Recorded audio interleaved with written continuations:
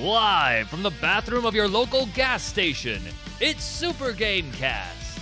Now here's your host, Bronson Fiore. What up, everybody? It is Sunday, April 23rd, 2023.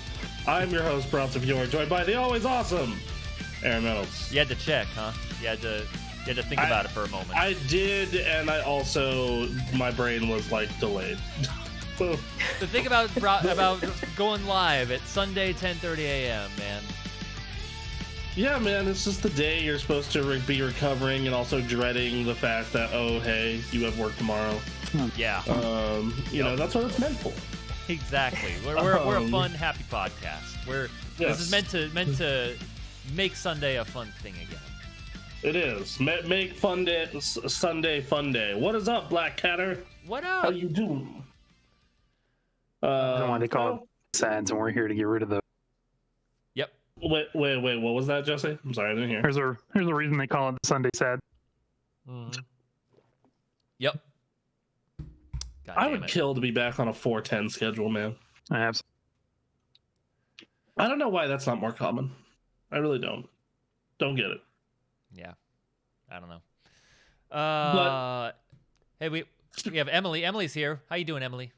Yeah, our mod mommy. I'm tired, but Everyone's tired. Everyone's, huh? And then, when you least expect it, he strikes. The HR ninja, Jesse Pewitt. Hello. Said it again, just to make sure you knew. Make sure you heard. Hello. It's really hard to think of like shit that an HR ninja would do. yeah, pretty much. Look, think of like an old like dojo in feudal Japan. They had to have an HR ninja if they're running their organization properly. They didn't call it HR. Nothing else. Some guy that everybody complained to. I mean, like, Yeah. If nothing else, yeah. Sneak employee evaluations. Oh no.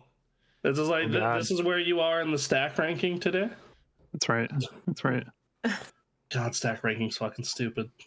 So we noticed during yesterday's Kumite that you came in last place. You wanna tell me what's going on? Shit. Somebody clip that, throw that on TikTok later. God damn it. Oh, well, hi everyone. It's Sunday. Hi. It's another beautiful Sunday. Mm-hmm. Another beautiful day to apparently talk a bunch of shit about Microsoft. It's yet another one of those days. Yeah. Pretty much. They are not getting away with this. Let me tell you. Not from us, anyway. Not Fuck this them. year. Microsoft and Nintendo both. Yeah. Sony's been quiet for a while, other than their rampant crying about the fucking merger going on. There's that, and then they increase the price of their games on PC to try and incentivize you. Oh, I missed that story. Yeah. I want to know about this and see. They're trying to incentivize you getting the console, I guess. It's like, yeah, they're so is it future games or they're doing it on current games even? Oh, I didn't even check that, to be honest with you. It's current games and it's regional pricing, so they've adjusted their regional pricing structure. Oh, okay. So that doesn't change in America then. So, okay. Does it not change for us? No, I'm on Steam right now. I just checked all of them. That still sucks for the others, but yeah. Yeah. Well, it especially sucks because you look at God, what was it? You look at the fact that like also in other regions the PS5 went up in price. Yes. Right. Yep. Versus here, it's just still $500 or $400 if you want to get. Oh, I was talking about the games. Well, no, I'm saying that it sucks extra for those regions because those regions are also not only are they getting a price increase on their PC games to buy the console, it is more expensive. Yeah. Right. Yeah. That's shitty. It's really smart. Yeah. Yeah. It's super, super shitty for them. But probably the least shitty of the three going on right now. That's a thing. Yeah, like for this week. This goes back to like 2013 when the PS4 was coming out. It's just like they're doing the bare minimum, but because their competition is fucking up so bad, it seems amazing. It's literally been going on for 10 years now. Mm-hmm. It's just like, you know, Nintendo's in their own little world and they're very up and down. Mm-hmm. And then so, you know, it's like Sony just has to do the bare minimum and like they're golden. They're great. Yeah, then they look better than ever. Yeah, which is fucking stupid, but here we are. Here we are. You know. So yeah, speaking of that was Microsoft. Microsoft is apparently not happy with Xbox, it is claimed. In the latest episode of the Gamekast podcast with veteran game journalist Jeff Grubb, it says Microsoft isn't pleased with how things at Xbox look right now. I can tell you they are not. They're upset. We're just trying to diagnose it a little bit, right? You know they didn't release a first-party game last year. Well, no, they did. They put out Pentiment and As Dusk Falls, I want to say, is first-party. And it doesn't affect you. Yeah, and if that doesn't affect you, you'll always have something to play again. That's awesome. But a lot of people do regret getting their Xbox.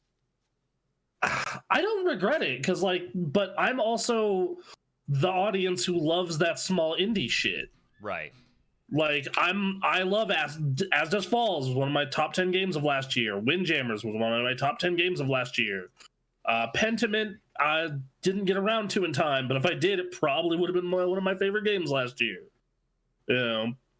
So I like those smaller experiences a lot.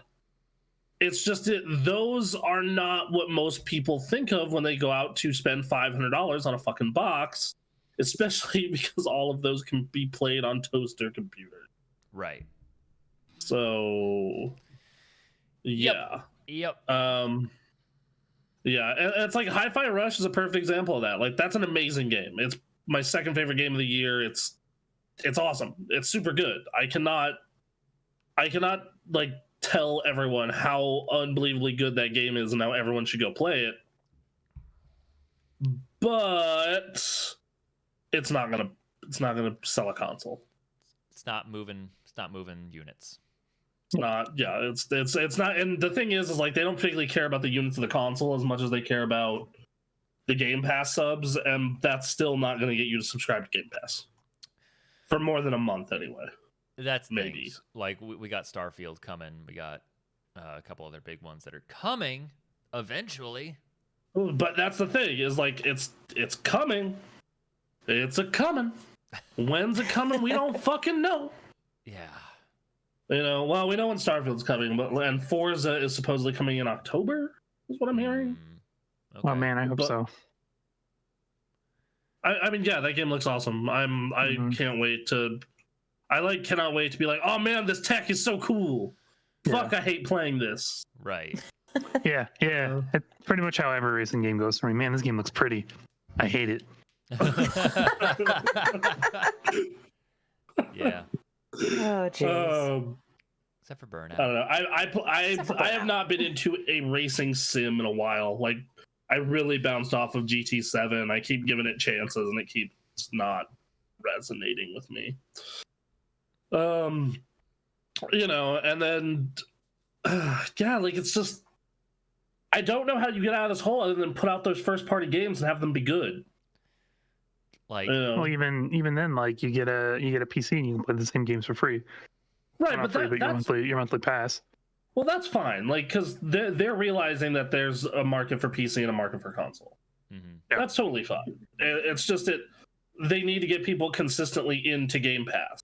Mm-hmm. And there is plenty of really good shit on Game Pass right now. Like, you know, Emily just bought her Xbox and like is tearing through it. Like, there's over 300 games and a lot of really fucking good ones.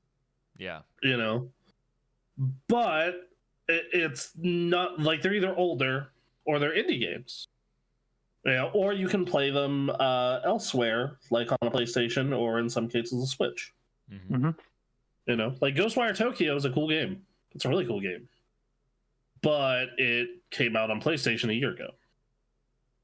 You know, so it's now granted you don't have to pay $60 for it. You can just play it on the sub, which is really nice. Really nice. And that goes back to, you know, Jeff Grubb's thing. Like, yeah, if you always have something to play and you're having a great time, then it doesn't really matter. But, you know. Yeah. And then I think it doesn't help that, like, Halo, I don't want to say it bombed because it didn't bomb, right? I just don't think it did as well as they expected. Could have. No, they needed it to be what old Halo was, and it's not. It's a great game and has an active community, and now that you know, it just took them too long to get the content out there for it, and now it's just a consistent, like, yeah, this is a cool shooter. I highly recommend it to anyone who wants a good shooter. Yep. And then, like, Hi-Fi, and the thing is, I look at Hi-Fi Rush, and I think that Shadow Drop was cool, but in hindsight, it's like, you really guys should have marketed this game. Yep. You really should have put some muscle behind this and gotten into it. Yeah. So I love those little sneak drops, but sneak drops are like good for when you've been marketing the game a bunch and you haven't like said anything and then about when it's going to be released, and then you drop it when it's been marketed a whole bunch already. Or you know, it's a smaller, like a lot smaller than like even Hi-Fi Rush, like once again a Pentiment. Yeah. Where it's like, yeah, absolutely, you know, enjoy Pentiment versus like Hi-Fi Rush, which is, you know, has a lot more to it than Pentiment does. Sure. So we'll, you know, and continuing on with this, a insider story has claimed that Hi-Fi Rush didn't make the money it needed to make. Jeff Grubb on Giant Bomb discussed Hi-Fi Rush on his Gamekast podcast. Based on what I've heard, it straight up didn't make the money it needed to make. I mean, it got good reviews, the buzz good, so where do you put the blame for something like that? Was it the price? Was it the Shadow Drop? Could it have sold more? Is it Game Pass? And then this was refuted by Xbox Games marketing VP Aaron Greenberg, saying that Microsoft saying it was a breakout hit for us and our players in all key measurements and expectations. He did not specify what those expectations were, which the question is did a journalist press him? And as for Game Pass, Grubb wondered why Hi-Fi Rush needs to sell a certain number of units when it's part of a subscription service with over 2 million players. Mm-hmm. If these games also need to perform in terms of sales, which sounds like they need to, or at least something parts they need to, he wonders if other big names like Halo are putting more pressure on smaller games like Hi-Fi Rush. And then Microsoft recently admitted, shocking nobody, that Game Pass can decrease base game sales, though clarified the admission shortly after in February. So I don't know, and that's something we kind of discussed like really early in the life of all this is, you know, well, what is the devs cut and Microsoft's cut? Like, how do they justify if a game did well or not on Game Pass, right? Yeah. And you would think it was just how many people downloaded it and were into it, and how long did they engage with it, and if it has microtransactions, did they throw money at them? Because I have not paid a dime for Halo Infinite, but I have bought 2 of the 3 season passes. Mm-hmm. You know? Yeah. So they got money out of me at least for that. But you know, how many people are buying Sea of Thieves cosmetics? You know? You would think a decent amount. I imagine they're doing all right. Yeah, that game's fairly popular. Like it's, you know, that game has a lot of people playing it, and it's, you know, and of course they have the infinite money of Minecraft. Mm-hmm. And, you know, Civ 6 just hit Game Pass, and, you know, there's stuff on there. The answer is they just need to run their internal studios better and put out fucking games. Like, seriously. And I think that Redfall is... if Redfall is a hit, I think a lot of this conversation goes away for a little while. That's kind of what I think. If Redfall is a hit, everyone will shut the fuck up for a bit. I don't know if they'll quiet down a little bit, but I think the conversation will continue of like, okay, how do you continue this? Starfield? Yes, exactly. You do Starfield and then Forza, and then hopefully next year you continue it with Fable and Perfect Dark or whatever the fuck id Software is working on. And did we cover a news story recently about the status of Gears? We didn't cover a news story, but we complained about it's been 4 years since last Gears of War game. What the fuck is going on? It's like, did I just like imagine like an Xbox that recognized that they hadn't done shit and came out and said, "Oh yeah, we're working on it." I swear to God, we're working on it. Yes, I think you did. Because like they put out that Gears XCOM game in 2020, which was pretty good. So it's been 3 years since the last thing in the franchise, and 4 years since the last main game. Right.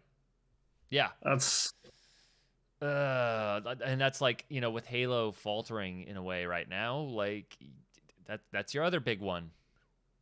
Yeah, you know, Gears has a lot of people.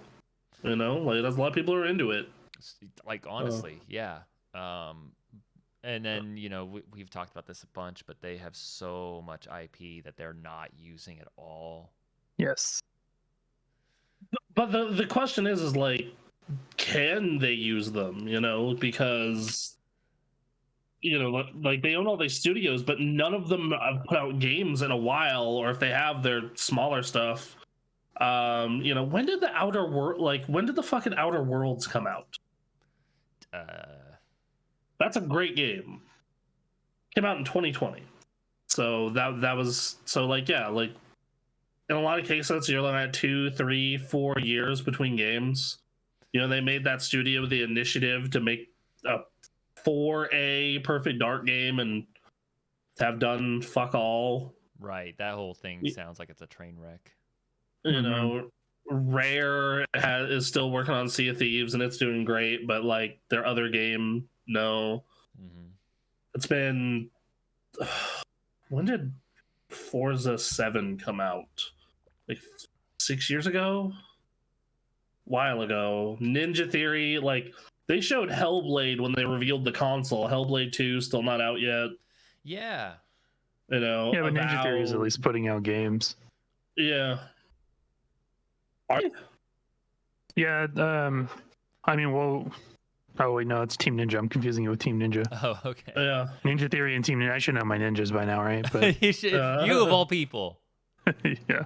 Yeah, it's like they put out like they put out Hellblade, the optimized version for Series X in 2021, but their last original IP was Bleeding Edge, which did not do well in 2020.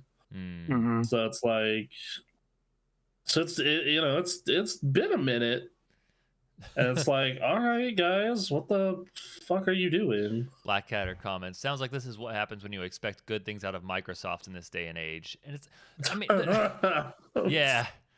But like the thing is, like, you're not wrong. They've had 10 years of, and like those first few years, obviously they were stumbling. They head over to Phil Spencer to try and right the ship. And like in that time, they've certainly released some good games, but like the big thing that they've come up with was Game Pass. And it's a great service. All 4 of us are subbed to that fucking thing. Yeah. You know, like and we all use it. It's just it's just like the problem is for the non-enthusiasts, like your people who are they buy, 4 or 5 games a year and then they kind of tune out. You need those big experiences to get them into the console and into the service, and all their big experiences have either flopped, or aren't out yet. And Bethesda has not helped. Shame they didn't buy. You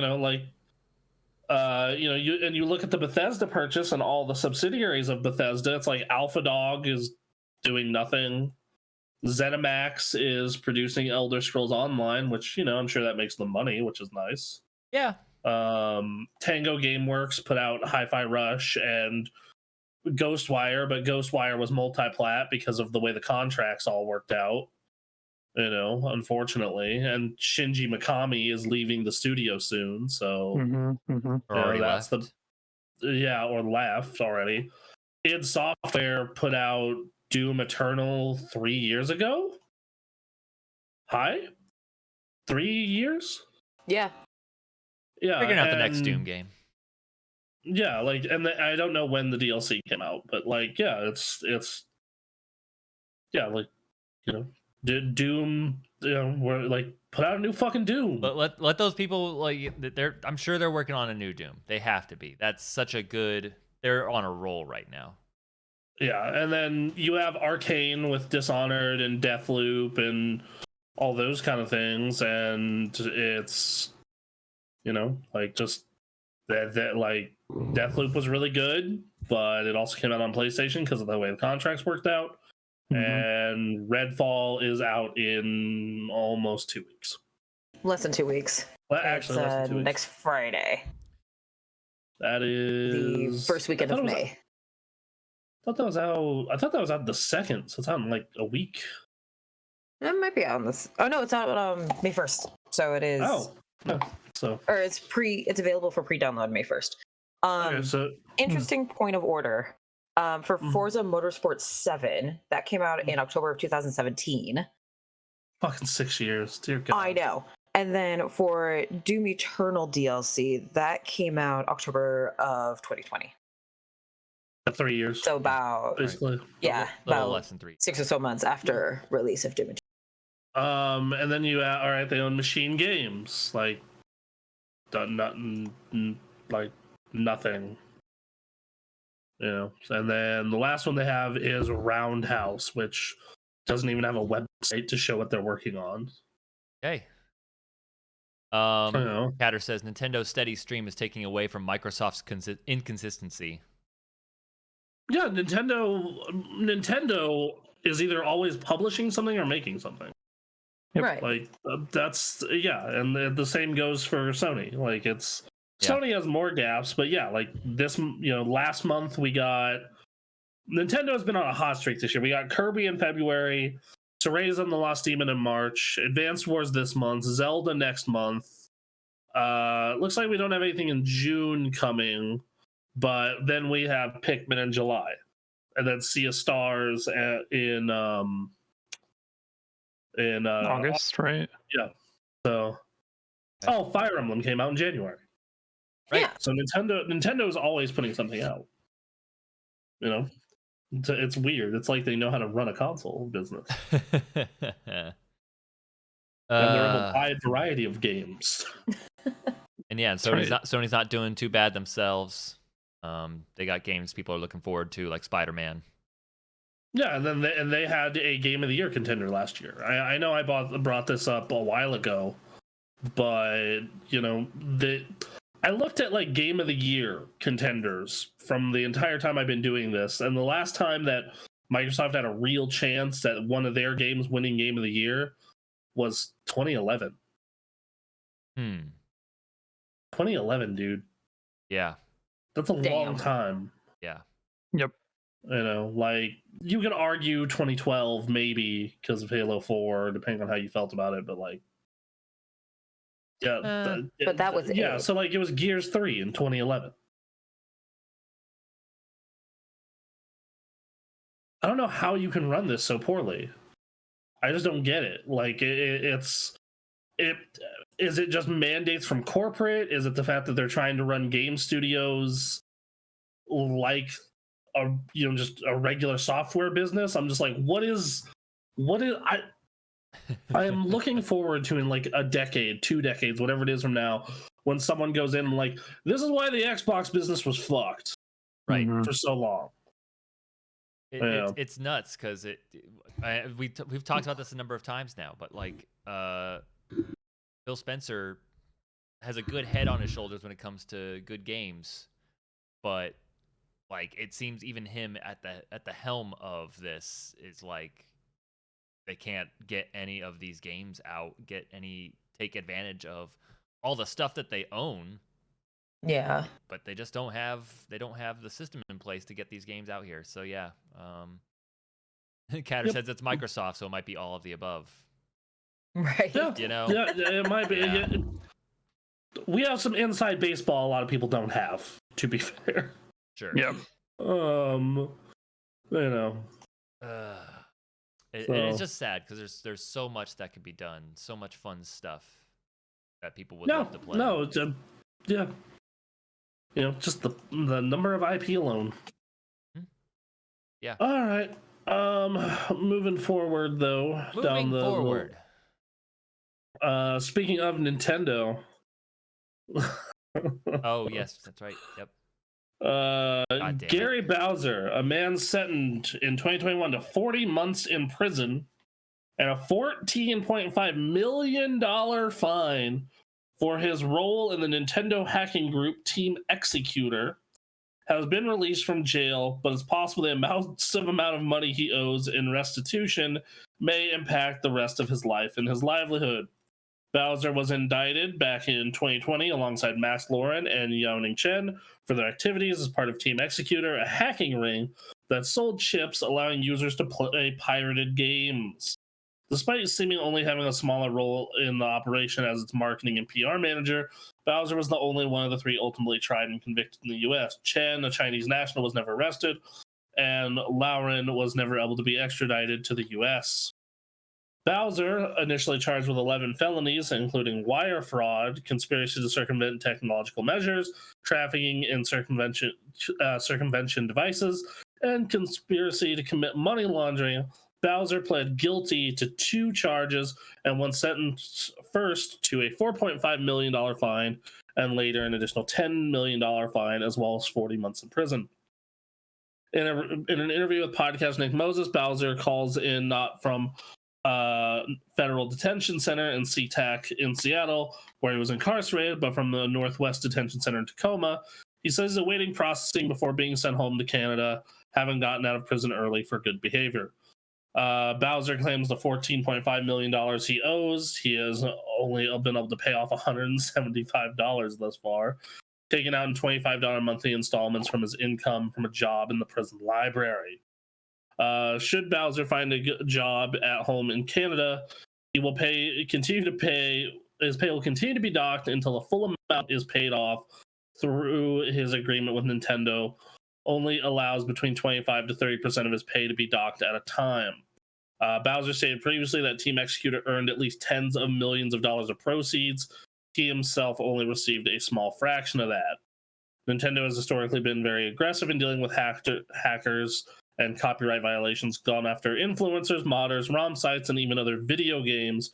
During Bowser's trial, the U.S. District Judge Robert Lasnik reportedly said that Bowser's sentence was in part a message to deter other hackers, which it won't. Nope. Yeah, it's just like it's just like the music and movie and TV show pirating stuff. Like when that started, there were a ton of lawsuits that were just an example. Like we're making an example out of you, and that is unfortunately what has happened here. Unfortunately, yes. It's the RIAA all over again. I mean, yeah, Yes. it's this is horseshit, is what it is. Because, first off, I'm not gonna condone you making mod chips and making a fucking piracy ring out of this. You're fucking dumb if you do that. But that's, you know, like that's its own fucking thing. You know, and then I know that Ars Technica put out an article about this saying feds want to send a message, but defense argues Bowser was not the leader. So that's the thing, is regardless of how of the crimes and whatever and the morality of what Bowser was doing, like it wasn't all good for sure. But like the way this is handled is to ruin one guy's life for something that you know is multiple people are doing it, to send a message that no one gives a shit about. Yeah, no one. First off, I hate this thing. Is like every part of the copy takes away from a sale. No, it fucking doesn't, dude. Mm-hmm. A lot of people I know who pirate games, pirate them to try games, pirate them to fucking because they are broke, pirate them because your game is broken and they don't want to pay for it. There's a million different reasons. if we're talking about old games, pirate because you don't fucking sell it anymore. Right? Mhm. Hey, Mhm. Nintendo. There's about 1,000,000 different fucking reasons that you pirate games that don't automatically mean that person would have bought it. But you tell that to the business people and they don't give a shit because they're not humans. Yep. Right. Yep. Yeah, I mean, like you can't buy. It's real difficult to buy games for this anymore, right? Like. Yep. Right. Yeah. And Like, I will say that there are things on the internet that work very well. yes, I mean that's fine. It's like you pirated. The one I always go back to is Paper Mario and the Thousand-Year Door because that's a game I think everyone should play. It's awesome. It's a great game. Uh-huh. The only way you can play it is, all right, I'm gonna go buy a Wii or a GameCube, and then I'm gonna go buy a Wii or a GameCube, and then I'm gonna go and spend $100 on this almost 20-year-old video game. Mm-hmm. Oh man, so speaking of that, like, one, I think they're doing a remaster of 1,000 Year Door, but two, I wonder how much Fire Emblem Path of Dawn, I think, is the GameCube one, is going Path of Radiance. That one's hella expensive. Let me check. I'm gonna go on eBay right now. I wonder how much. Holy shit! How much? $300 or more, unless you just want the disc, then you can get away with $250. Oh, okay. What a steal! Yep. No. A couple for $150. Did they make a Wii version of that? I want to say they did. Oh, it was only in Japan. Okay, Radiant Dawn is the Wii one. How much does that go for? That was when they started to get popular. Mm-hmm. Yeah, still ridiculous, like $150, $200. Yep. Yeah. Couple of comments in chat. Yo ho, the pirate's life for me. Mm-hmm. I went to GameStop the other day and they literally had one DS game, actual DS or 3DS/2DS or DSi. Yeah, DSi is just a DS, so you're good. Yeah, but I mean that's part of it, right? Is like these old keep these old games in service somehow, or people are gonna fucking pirate them. Right. Mm-hmm. Mm-hmm. Like that's what's gonna fucking happen. And you can't expect like the used market to be safe anymore because it's fucking not. Like, I love Metal Gear the Twin Snakes. That's one of my favorite GameCube games. Even I can't play it on a modern console, but I do own a Wii, so I can play it if I want to. It's $130 fucking dollars. Yeah.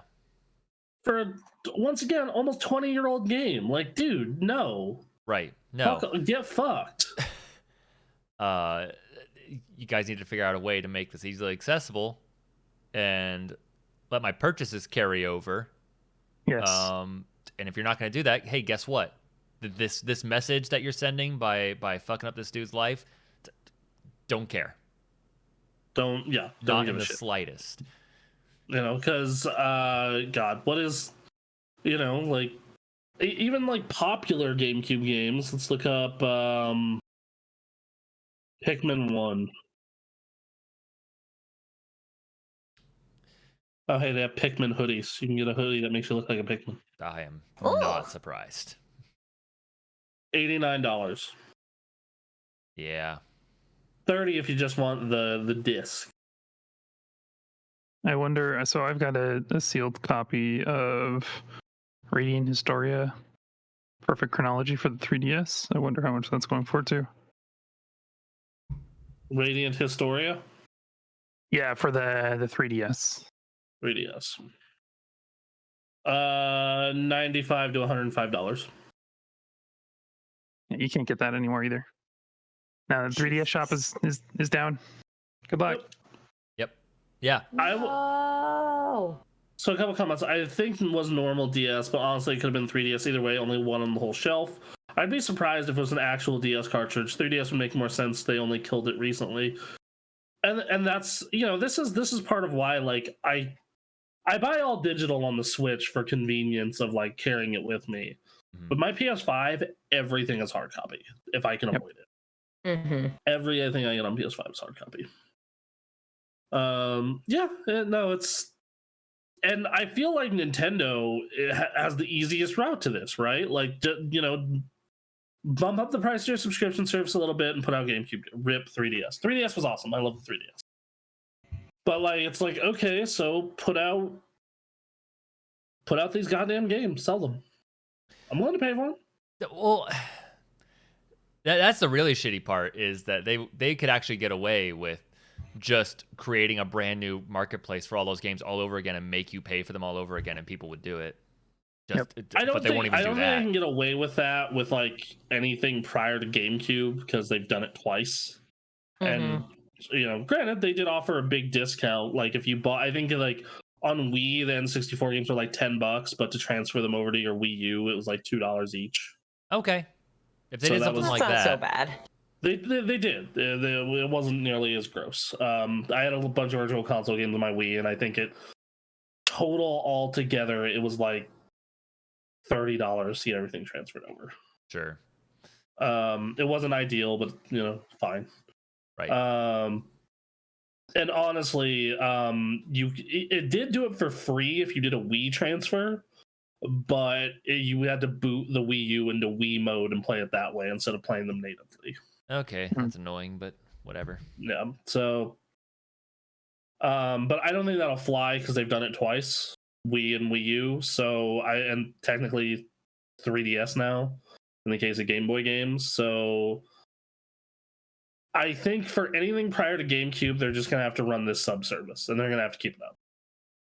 Like whenever they do their next Nintendo Online service, whenever that is, in whenever, they're gonna have to have whenever they have their next Nintendo Online service, they're gonna have to have a thing that says, "Hey, we're bringing over all the crap from the Switch one," instead of just leaving it to bleed out in the street. I don't know. This is Nintendo, man. Like, they're already like leaving so much money on the table by doing it this way and then creating their own piracy problem. I mean, I think this is a little bit different because this is like fucking a mod chip for the Switch. Oh yeah, no, this guy, whatever. But but yeah, in the case of their retro games, like they're just straight up leaving money on the fucking table. Like, you're right, you're 100% right. So it's just I think that it would be smart, at least, if I'm in charge of Nintendo, I say, look, okay, well, this game streaming service for these N64 games, this needs to carry over to Switch 2 or whatever the next thing we're doing is. Yeah. They need to figure out how to get these games working on all these consoles going forward somehow. I mean, in the case of the old stuff, that's not hard. It's the Switch stuff that the thing I'm most worried about is when Switch 2 happens. Whenever Switch 2 happens, my big concern is backwards compatibility. Mm-hmm. That's the, yeah. Yeah. Yep. Yeah. So it's just frustrating. It's so frustrating that like Nintendo has just missed the point and is just continuing to. And the biggest problem with that streaming service is it's actually really great, but they put games out at a trickle. Like, we just got GBA and Game Boy game. Mm-hmm. Well, yeah. Like, think about that for a second. So, yeah, this is super shitty though. It's super shitty. Yeah, like I think that. Yeah, I don't know what the. We know what the answer is. It's just what was Nintendo. It's not so much the answer. What I was gonna say with that is it's just like, I don't know when or what would make Nintendo change though. Yeah. I don't think there's going to be a whole lot, if anything. The reason that we got such a good console with the Switch is just the Wii U bombed so hard they had to listen. Right. So we'll see. Here, I'm gonna play this. The Black Catter just sent this. It's no longer possible to make— Excuse me, sir. I do believe I would like to purchase one Game Boy game. It's no longer possible to make Nintendo eShop purchases for Wii U and 3DS. What? But I'm willing to pay you. Here. Nope, no purchases allowed. I'm trying to be a good paying customer. Why not put the games on Switch? They aren't available on Switch. Don't you have a Switch eShop? Yep. So you could make your legacy content available there at any time? Yep. I'd like to purchase those games on the eShop with my money, without resorting to piracy, which you so thoroughly despise. So you should make them available for Switch. That makes sense to me. Then do it. We currently have no plans to offer classic content in other ways and also don't pirate our games.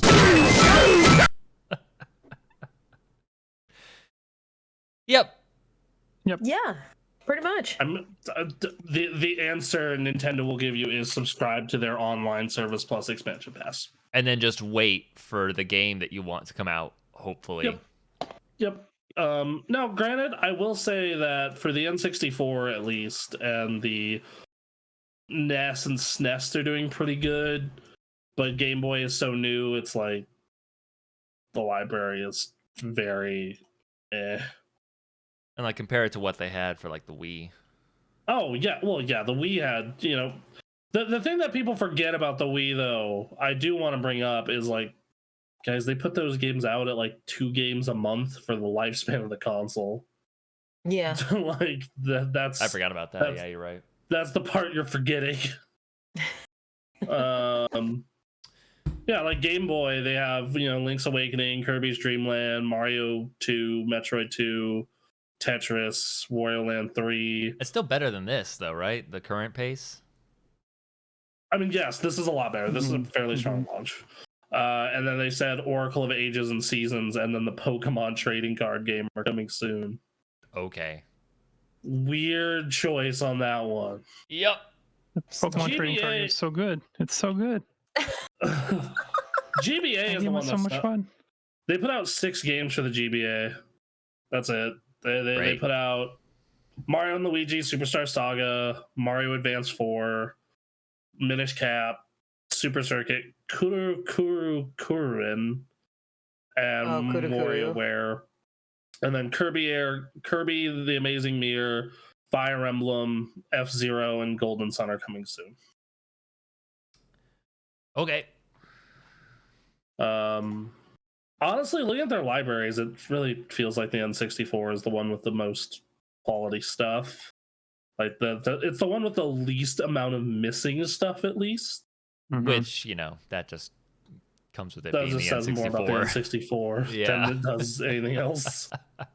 You know, like they're missing one of the Mario parties. They're missing Banjo-Tooie. They have Kazooie, not Tooie.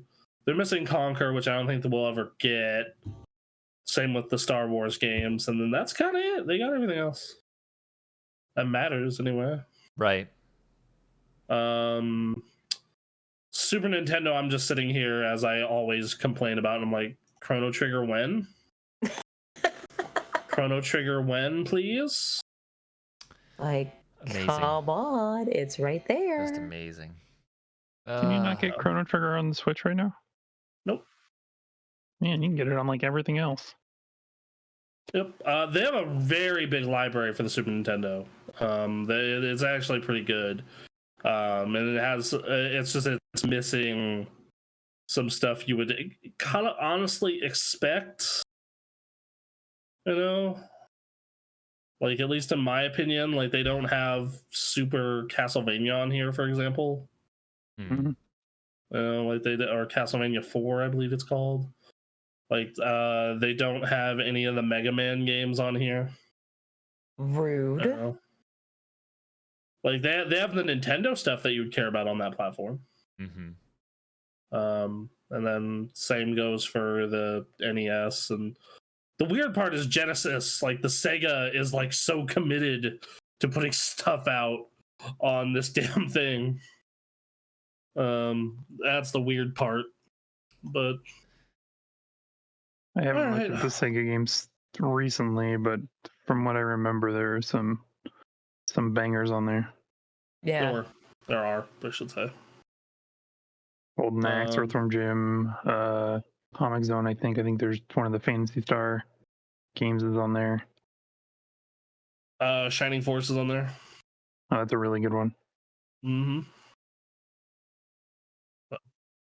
All right. Yeah, Nintendo. You suck.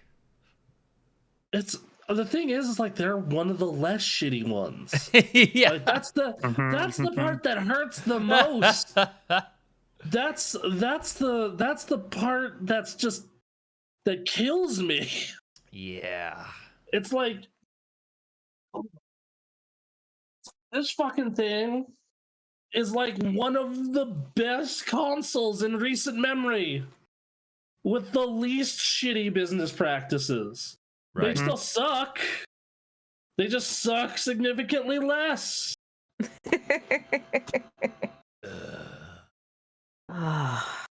So I feel good about the future of video games. Well, okay. Good news. People are going to continue to do the emulation work and all of that to be able to play these old games, regardless of warnings or messages. Or anything of the sort. So you can back up your own games, no problem. That's legal. Mm-hmm. Yep. That Paper Mario recently got 100% decompiled. Cool. Oh yeah. Ocarina of Time did too. Not recently for Ocarina of Time, but Ocarina of Time also got 100% decompiled, right? Yeah. So like, look, this work's going to continue whether these companies want it to or not. Yep. So, good luck to Gary Bowser. Maybe don't do as shitty things. This I will say. Once I fully found out what this dude did, I was like, okay, you, maybe not you specifically, because you weren't the ringleader here, but you were very much fucking around in a way you shouldn't have been. Yeah, I think it's a statement that it still feels like an overreach by Nintendo. Yes. Given that when you do know what he did and what his team did, like there was some bad stuff happening there, and there should have been some sort of punishment and accountability. But like what's happening here sucks. So, all right. Do we have any? Do we have any shit on Sony news? We've done 2 of the 3. No, we have some shit on Square Enix news. Okay, I'm. Which by association they're part of Sony, so. I mean, like that's where most of their games are considered, like where they're from. So sure. Yeah. All right. So going forward. Did you not read the I did not read until shit, man. This sucks. All right. All right. On this one. Get ready, boys and girls. All right. So Square Enix triples down on the blockchain. Oh, with new deal, even as other publishers are fleeing. Sorry, what did you say? Oh, Squeenix. Oh, Square Enix. All right. God. So, while many game companies last year got the hint that gamers aren't happy about blockchain NFT and all that Web3 entails, Square Enix doesn't give a fuck. They demonstrated a partnership with Web3 gaming platform Elixir with the intent of generating visibility and adopting Web3 games among traditional gamers. This is a strategic partnership intended to drive mass adoption of Web3 gaming. Elixir itself is a PC games distribution platform that puts Web3 games and regular games side by side with very little to distinguish them. That's super gross. Yeah. Notably, earlier last year, Elixir integrated into Epic Game Store to allow users to play any game in their Epic library. Next, your favorite Web3 game. What? No. Yeah, man. Don't you have your favorite Web3 games? Who has a favorite Web3 game? I don't. Oh, fuck though. I just looked at Elixir Games and they have an auto battler that's Web3 based. Okay. Stop it right now. Look, they're just gonna be mining off your graphics card while it plays. That's true. That is true. Yeah, pretty much. Fuck that. Mine for yourself. I can get rich. I can get rich. Yeah, play this rich. Yes. I will say though, I don't know if you guys are reading the article, but there's a poll in the article. Would you ever consider playing a game with blockchain or NFTs involved? No, never. Absolutely not. No. And you know what? That's one of those options. I will never play any game that uses blockchain or NFTs. Jesus. 89% say fuck off, Square Enix. That's what this is. Yeah. Hold on, we got a comment in the chat. I thought that stuff died. Like, didn't most NFT stuff die when Ethereum tanked? No. Not to Squeenix. Not to Squeenix. It's come down, but like for a brief moment I was playing around with some like VR stuff, and the poor VR developers and everyone gets lumped in with the rest of this community in terms of like what their tech shows are. So VR will be showing off some cool tech, and then they'll be talking about cryptocurrencies and stuff. So I listened to a few podcasts during that time, and oh yeah, they're trying. They are still out there. Yep. Web3, metaverse, NFTs, cryptocurrencies. It's all full steam ahead. Yeah. So it's why they've invested so much time and effort into it. It's they have to double down. Like that's the problem. Is like they just can't. You know, they're just like nope. We gotta double down. Yeah, I mean, look at the price of Ethereum and Bitcoin right now. Bitcoin's still at like 27K, and Ethereum's almost at 2K. Like, they still see the value in it, unfortunately. Yeah, I think the thing is the public has caught on to it, and because they caught on to it, it's been a while now, so they've just moved on and now ignore them, and that's why I don't think we hear about it very much anymore. But now the diehards are in it, so when you do see that Bored Ape profile picture on Twitter, you know they're a true believer at this point. Fucking idiot. So comment in the chat. No, just die already. Oh, the second half of this news piece is what you're gonna be looking forward to. Oh, good. Okay. It's unsurprising that Square is digging in its heels. At the start of the year, then President Yosuke Matsuda said the company's vision for 2023 included a quote aggressive investment into blockchain tech. While he stepped down last month, his vision appears to remain intact, as demonstrated by a recent set of Final Fantasy VII NFT trading cards. Cool. Oh man! By the way, I will say the article A+ for this. It's an ironic choice given the themes that play in Final Fantasy VII. That didn't bother Square Enix last year when it made a Cloud Strife action figure that was also an NFT. The planet's dying, Cloud. Fucking. God damn it. Yeah. The best part of NFTs, I think, is that like people talk about how once you have an NFT, you own it, and like you can't get it stolen from you, and you can't lose it. But I don't know if any of you are aware of the Seth Green NFT issue, where he bought an NFT. It was a Bored Ape NFT. He then created a show, TV show based on that NFT, where like the NFT was animated and everybody else was like live action. And then somebody stole the NFT from him, including all the rights to the show. So the show got canned immediately. Yep. Oh, God damn it. Never aired. Fucking good. Oh,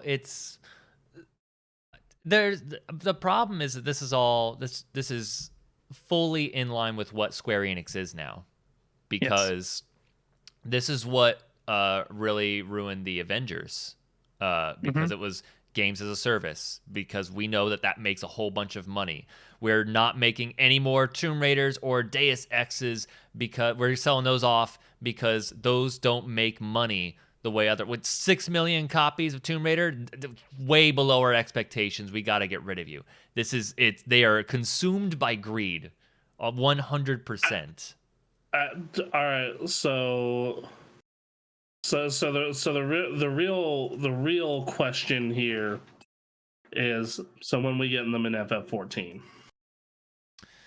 That's I've been reading articles on that, and Yoshi P's saying no, but I don't think he's the ultimate decider. Yeah, they've given him a lot. I'm hopeful. I'm not holding my breath or anything, but I'm hopeful because they've given him a lot of control over FF14 in general.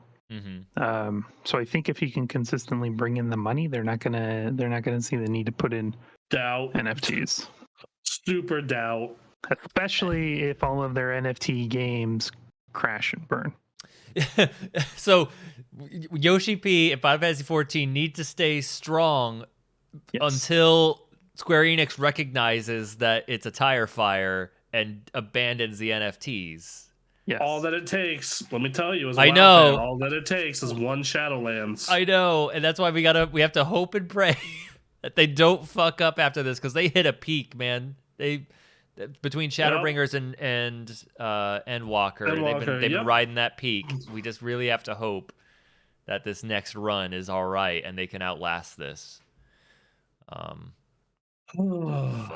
And then Final Fantasy 16. That's a single player adventure thing. I don't know what they'll do in that. Maybe Yoshi P has a tight hold on that as well. Maybe not. We'll see. Maybe they'll do what Resident Evil 4 did, add microtransactions later. Yeah, they probably will. Yeah. They'll add like skins and cosmetics and other shit that should have been part of the full game. Yeah. You know, this podcast really is old man yells at cloud sometimes. Well, it sure is. But this is a good thing. This is a good thing to be yelling about. This is. I know it's a good thing. It's still old man yells at cloud. You know, not really. This is fucked up. It is. Man, I remember when you used to get so many cool costumes by just playing the fucking video game. That's fair. Yeah, that's old man yells at cloud. The good old days. Yeah. I mean, yeah, that's what, like, we remember when games came out complete and non-fucked. Get with the times, old man. The future is now. Play this broken ass shit. Play this broken ass shit and fucking pay out the ass for it. Oh God! You play this shit and you'll enjoy it. Old gamer yells at trading card strife cloud. That was pretty good. Yeah, that was pretty good. It's yeah. Look, I'm fine. You know, we've all kind of decided, like, in this massive change that's happened, we're generally fine with having to pay for cosmetics. I mean, yeah, because like that's the least shitty option. Like we've had, because remember, it took a while to get to that point. We had a lot of shitty options on the way to there. We had a long fight with loot boxes, and even then, yeah, and even that was like, oh, it's just cosmetic. Yeah, but you never will know when you're gonna get the cosmetic you want. Yep. Yeah. Sword armor. Or horse armor, not sword armor. Yeah, horse armor. I remember we were all like, that's the tipping point. This is the start of the end. And everyone looked at us like we were fucking crazy. And then here we are. Yep. All right. Well, that's going to be happening and continue to happen. We will be watching. God damn it. All right. Speaking of companies doing stupid shit, we really don't have a good news story, do we? Nope. All right. I tried, not this week anyway. I looked and I looked and I looked. Okay. You know, like I was digging everywhere. Yeah. The best thing I got for you is GameSpot did a best Zelda bosses article that was like, yeah, we could discuss that if anyone's played through all of those games besides me. Yeah, I mean, the other one is, I suppose, is like the Street Fighter 6 showcase, but a lot of that was like just going a little more in depth on things that we knew. There's some good information in there, but like. Yeah, and then we're gonna be talking about Street Fighter 6 because I played the demo last night, and I think so did Jesse. Okay. I played it like all day yesterday. All right. Nice. Oh, okay. Well, there you go. Blackcatter says, so gacha games, anyone? Oh. Yeah. Yeah. Yeah. All right. Let's rip off this Band-Aid. Just throw up in my mouth a little bit. Yeah. I have friends who are on a crusade to get me to play Genshin, and I keep saying fuck off. They're like, but you love Breath of the Wild. It's like that. No, fuck off. I'll play Breath of the Wild. A finished game that isn't gonna pump me for every bit of dollar I have. I haven't played Genshin in years. Mm. And I have it downloaded on my PS4. Sure. I refused. It's a good game. I'm sure it is. Played on my phone. I'm sure it's a fantastic game. Fuck it. That's my response to that. All right. All right. So hey, guess what? Netflix is going through with it. Yep. No more password sharing era is beginning soon. Netflix launched paid sharing in 4 countries, including Canada, New Zealand, Spain, and Portugal this year. And in its Q1 earnings report, it is pleased with the results and plans a broad rollout, including the US, this upcoming quarter. Oh, it's the beginning of the end, everybody. The beginning of the end. Yeah. I mean, I've already made my Netflix move of this. I'm well beyond Netflix at this point, but I like legit. This could not have happened at a better time because my girlfriend's moving in sometime in like October-ish. So it's like, all right, cool. So like one of the 2 people or one of the 3 people I share this with is moving in, so that makes this less shitty. But going on. Yep. So they believe Canada will be a reliable predictor for the US for how large then. So our paid membership base is now larger than prior to the launch of the paid sharing. Unbe-fucking-believable, you people. And revenue growth has accelerated and now growing faster than in the US. Netflix originally planned to... Oh, sorry, go ahead. I was just saying, weird how when you like charge people more for something, your subscriber base goes up because they're all buying individual memberships. No, weird how you're right about that. Though, to be fair, I feel and this is never gonna happen because you know, the people just can't help themselves. We saw it with graphics cards. We see it now. Just say no. Tell them to fuck off. Don't pay the extra money. You know. Well, I mean, yeah, that's the question. Like, are you? I mean, I'm not going to pay the extra $6 for account sharing. Right. That's for damn sure, because I'll probably keep my solo membership. Mm-hmm. But I canceled my Netflix like a year ago. Yeah.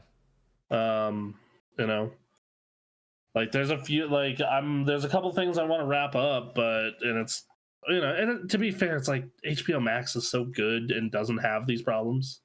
I'm sorry, Max, please. Yeah, it's Max now. Please use the correct nomenclature. HBO's Max. Okay. Yeah, that's all I have to say to you right now. It's good old fashioned. Netflix originally planned to start limiting password sharing in the US earlier in the year, but decided to hold plans. They found opportunities to improve the experience for members. Users will be able to add 2 additional people to their Netflix standard premium plan, but they'll have to pay an extra, probably around $6 in the US if the decision matches Canada. Well, yeah, Catter says, Canada being a predictor, I have a funny feeling that will bite them. I don't know, because, like, on the one hand, I have a feeling people, yes, will be pissed off and be like, fuck this, no. But then on the other hand, I'm like, okay, yeah, I can totally picture.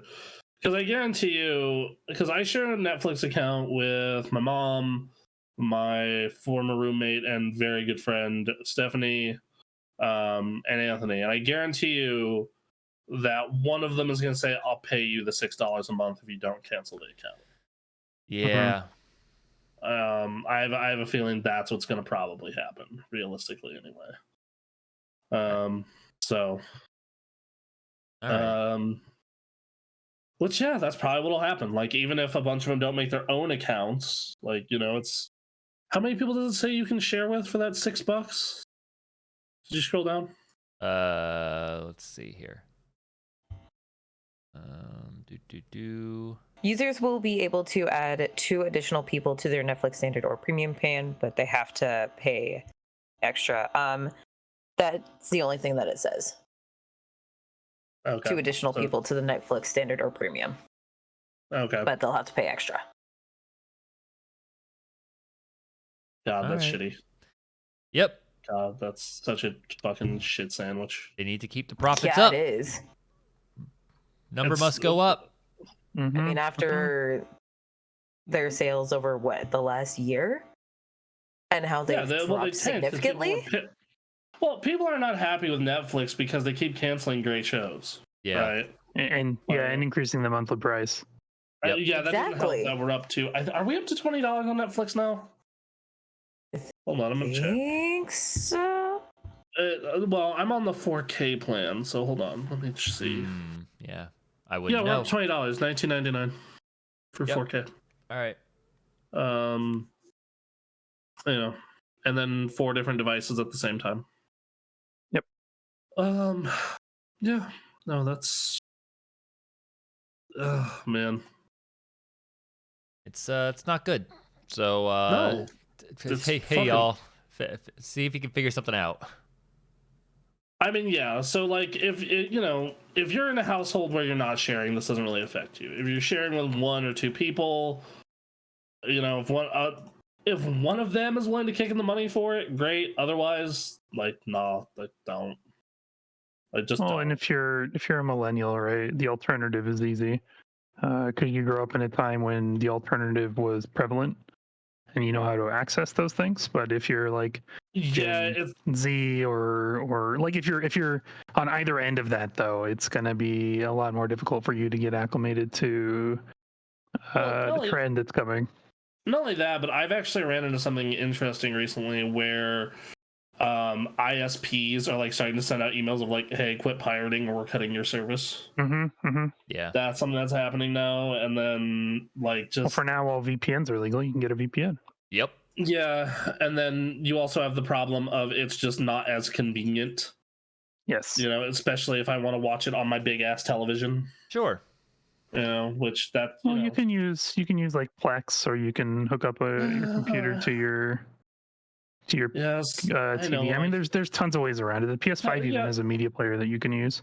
Yeah, like there's a media, like I can install the fucking media server on the PS5 and go from there. It's just that it's not as ideal, I guess, is what I'm saying. And then I guess that's true. It's not as ideal as like loading up an app and then selecting the movie you want to watch or whatever. Right. Exactly. Well, exactly. It helps when your motivation to do it is mostly powered by spite for a company. It does. It does help. You're right. Yes. Though this goes back to the like, man, I'm just gonna start buying TV shows physical, and I realize that's more of a money sink than this. But fuck you. At least then I own it, and I never have to worry about it going away. Right. Yeah. Yeah. Well, that's the real fucking answer there. Right. So. So. Yeah, y'all, you got to figure it out. Am I the only one who has Netflix still? Yeah. Am I the last holdout? Yep. I was just I lost access to my Netflix like a year ago. So. Well, for me, it's a lot easier to justify just because like I have so many people mooching off my Netflix, which I guess goes to their point. It's not that they didn't have a point. Yeah, it's that their point sucks, and their point sucks. Especially because one of their original things is you paid for the higher membership tiers to get access to that. Mm-hmm. Yeah. I'm very curious if in the US we'll tell them to fuck off as hard. I don't know. I hope so. I hope so. Well, yeah, because I told Steph that if this happens, I'm gonna probably cancel my account, and she said, "Okay, let me know when you're doing that so I can take down where everything is when I make my own." Yeah. Yeah, straight up without a beat. And then my girlfriend only shares hers with her brother, where she lives with him, so that wouldn't affect them. Okay. And then, like, I'm the one it affects because I share it with my mom and Anthony and Steph. So. Right. All right. Well, that's the news for the week. I'm sure it was all happy and you all really enjoyed it. Yeah, I'm enjoying it. Yep. I'm having such a good time. It's okay. The nightmare will soon be over. If you wait long enough. You can make it happen sooner if you want to. I mean, if you want to. Oh my god. In the chat, so enjoyable, much fun. Do we want to take a quick break? I'm up to keep going, but if you guys need a break, we'll take a break. I just need to use the restroom real quick, so I can transition you guys over to news let's take a quick 5-minute break, get everyone some rest. We'll do what we've been playing. All right. Well, except for I did not set up the be right back screen, which is cool. God damn it. Yep. But I told you guys we were professionals, folks. We are absolutely professionals. What are you talking about? Watch this. We're the best and brightest. If you stall for like a minute, I can actually have one up. Check this out. All right, let's do it. So keep going. What'd you guys do this week? I honestly didn't do much. I had for some reason I was just kind of an even lazier shit than normal this week. Yeah. That's if I'm being completely honest. You put on you were saying what you played this week, and you played a lot less than you usually do.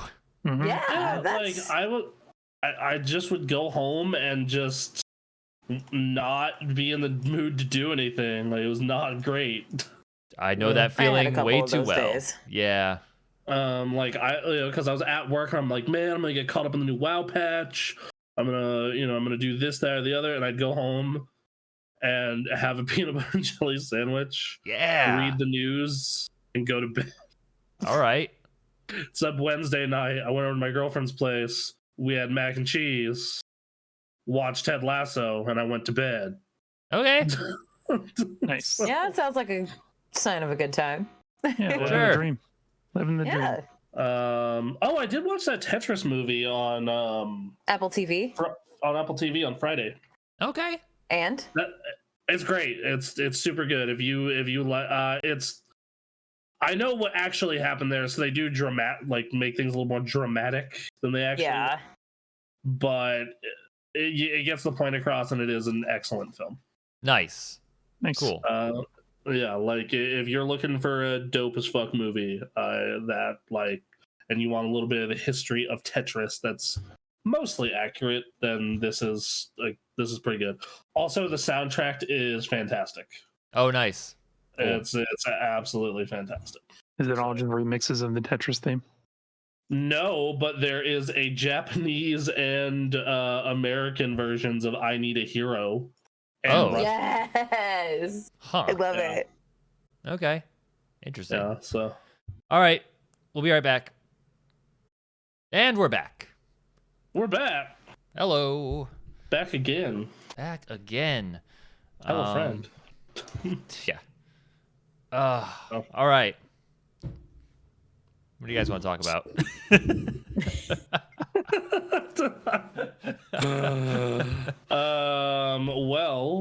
Let's talk about what we've been playing. So I know we gotta talk about Street Fighter 6 because we both played it, but hey Jesse, Breath of the Wild again? Why? Yeah. Okay. So listen, I have been relatively vocal about my dislike for Breath of the Wild. Yeah, you have. Yeah. But the stuff in Tears of the Kingdom looks pretty exciting. So I was like, okay, you know what? I'll play Breath of the Wild, and I'll quit playing it when I stop enjoying it. And I'm about 4 hours into it. I'm playing it in ultra wide, so it's like super immersive. That sounds great. And just going around doing my thing. I just got the paraglider like 4 hours in. I'm just like, it's weird to me because I really dislike open world games, especially when towers are involved. but for this go around, for whatever reason, things are clicking a little better than they did any other time I've tried to play this game. I mean, I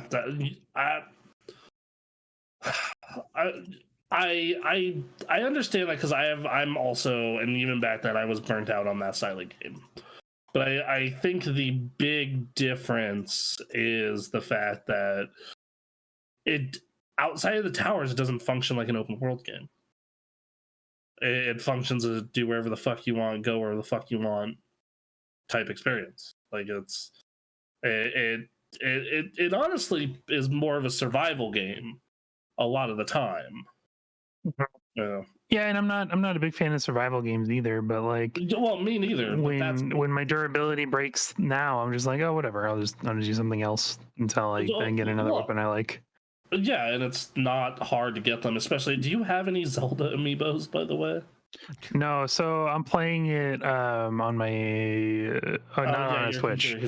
Yeah.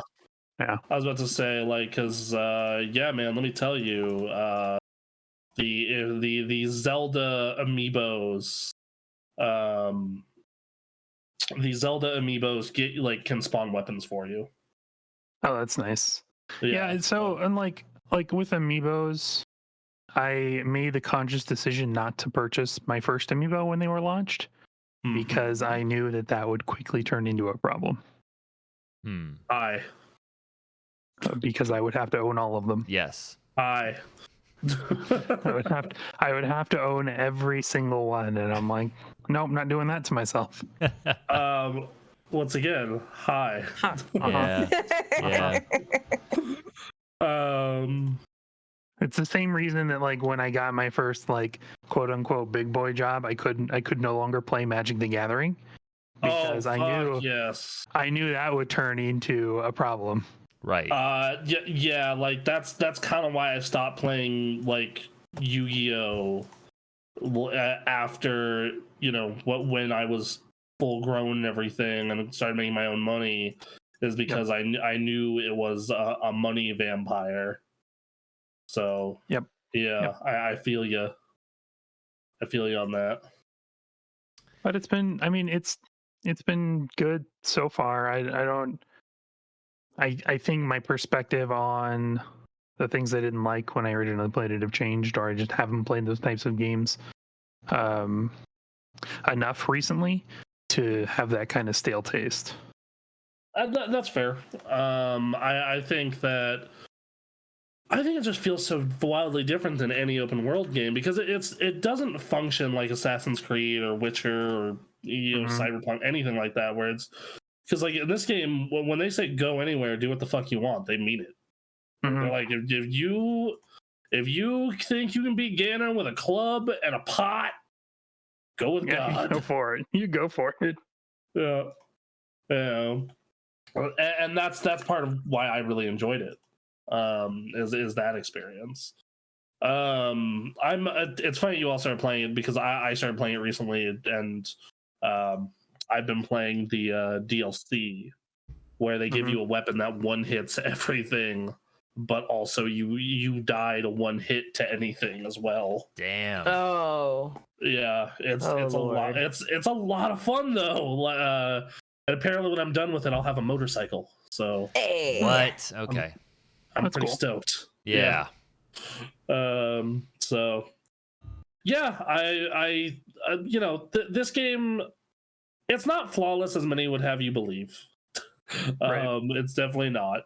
But I think it was a smart idea for Zelda to go this route. I think that the main things that I would complain about when it comes to Tears of the Kingdom, or not Tears of the Kingdom, Breath of the Wild, is I hope that in Tears of the Kingdom they have more traditional Zelda dungeons.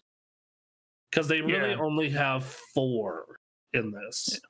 If they did it like Elden Ring, right? So Elden Ring has the open world, but then you can go into Dark Souls style dungeons. I think that would be really nice to do. Yes, I would agree with that. Just don't do the water temple, please. I mean, they're gonna. Did you ever play the 3DS version of that? I did not. because that actually made it like significantly easier to deal with and better to deal with.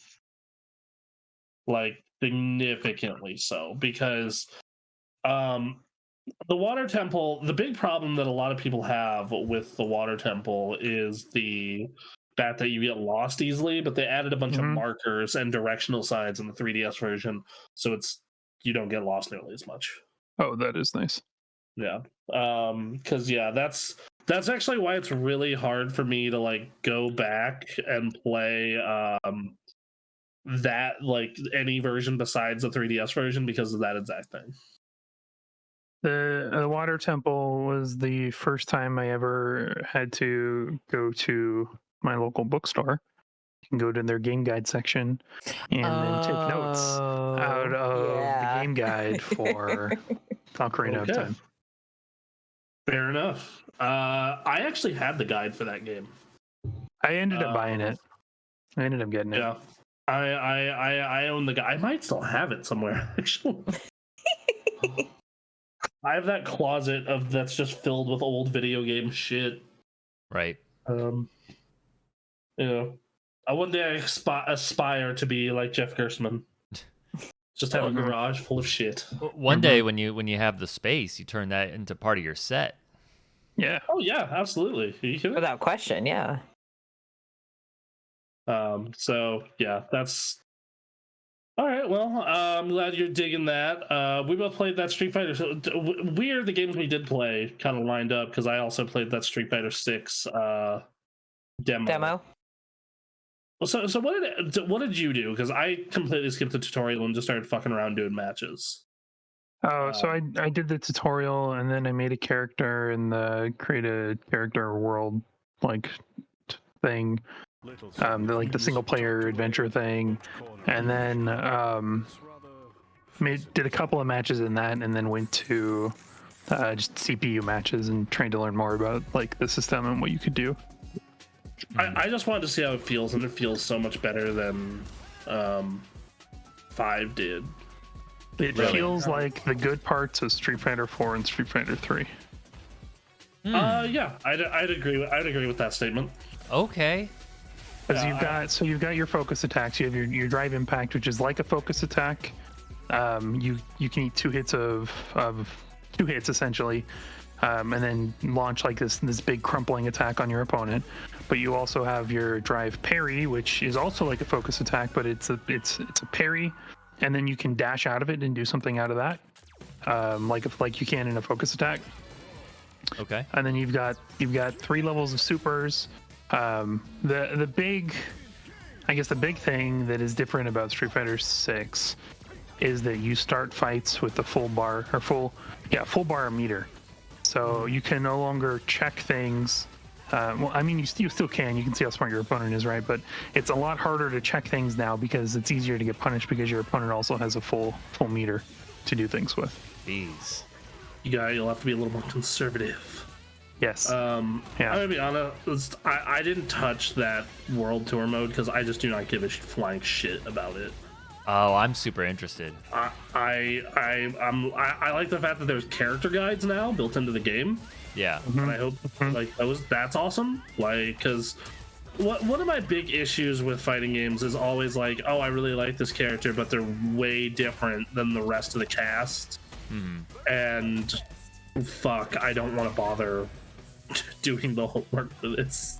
Right. The last time I did that was for Master Roshi, and then I was just like, I literally cannot play a character that does not have Super Dash. Sure. This is miserable. So yeah, I really enjoyed it though. It feels great. It just feels snappy. Yep, it feels real good. Nice. Like just chaining supers into it, like doing the standard Ryu of like heavy punch into Shoryuken has never felt so fucking good. Like so good. I feel as though everything they're doing to open up the game to a broader audience is super smart. Yep. Yes. Especially because it's not in a way that ruins it for us sweaty tryhards. Right. So yeah, I think it's great. A little like custom room idea, which has like a bunch of different places like here's where you can do like some one-on-ones, here's where you can do some training, and you just can load up as a group into there and just meet up and do different things is really actually super interesting. Not Justin Wong, Chen. Do you know what Chen? Jason Chen. Jason Chen. Yeah, he brought up recently. Yeah, he recently brought up that like the best way to train is to watch other people and work in with other people. Right. James Chen. It's James Chen. My bad. Yep. Yeah. No, sorry. Well, we don't. Tells you how much of his content we watch. But the majority of people like, they don't.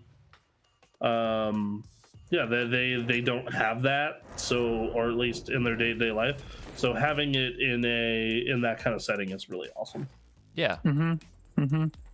I want to say real quick. Oh, go ahead. Oh, I want to say real quick. Jesse, what'd you do? Oh, I just posted some pictures. Yeah, what did you do? Of the create a character that I made. No. Like I was looking at this shortly after you posted it. I'm like, oh dear God. What did you do? What the fuck is this shit? Like, So that's what you can do. So when I play fighting pull this games, shit up. I tend to like characters that have. So I was like, okay, I need a guy with long arms and legs.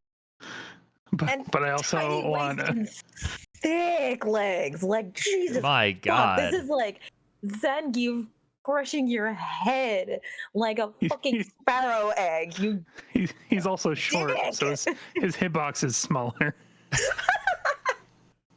Got to take full advantage. I have a feeling if you ever get into fighters with me, you're really gonna like Kid Buu for some reason. Oh man. So I was like, and they tell you, right? They tell you at the beginning of making your character that your character's proportions are going to be reflective of the range of like their normal stuff. I'm like, okay, so I need a character for the type of game that I like. And then they have like this like body thickness slider and upper half, bottom half. Like, Christ. Yeah, we'll get some thunder thighs going in here. Was there a reason for the thunder thighs, or was that just artist interpretation? Yeah, that was artist interpretation. Okay, all right. I know. It's good. Good shit. Okay, well, fair enough, my guy. Oh God. Yeah. Right. This looks really cool. I can't wait to check out. I'm gonna spend so much time in that character creator. I'm gonna spend. Yeah, I would imagine you're spending hours. Yeah. I'm gonna spend like 10 minutes making myself try this mode out. Go. That's cool. All right, into training mode I go. Yep. I think the coolest part about it is you can make like character abilities. So as you progress through, you get more ability. And so if you want somebody who can do Dragon Punch, but also can do an SPD, you can do that. Yeah. My big fucking hullabaloo with this is the fact that I'm wondering if they're gonna allow these characters online. Have they said that yet? Yeah, but I think it's going to be in a it's going to be in a specific. Yeah, I think it's only in specific modes. I don't think it's in ranked. Okay, good. Because I was about to say, like, man, no, that would be nuts. That would be ridiculous. Well, Soul Calibur did that shit. You play. Yeah. yeah. Jesse knows. Yeah. I was one of those people you didn't like playing against. Fucking so dumb. No, Anyway. they're definitely keeping those two worlds pretty separate. Yeah. Okay, well, good to know. Okay. For Aaron, since I know you're gonna play the World Tour mode, the demo for PC comes out this week. But if you do the tutorial, World Tour will then also put you in a tutorial. So if you want to avoid doing two tutorials, you can skip the first one. Skip the first one, go straight to. Okay, that's a weird way for them to do it, but yes, okay, thank you, I appreciate that. All right.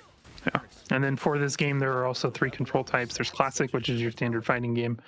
There is Modern, which is 4 buttons. You have light, medium, heavy, and special. And then there is Dynamic, where you only really have to push 1 button, and the AI will do the rest for you. Right. Yeah. They did announce Akuma and Rashid are coming back. And they did. Yep. They announced 4 characters. Ed, I don't care about. And then...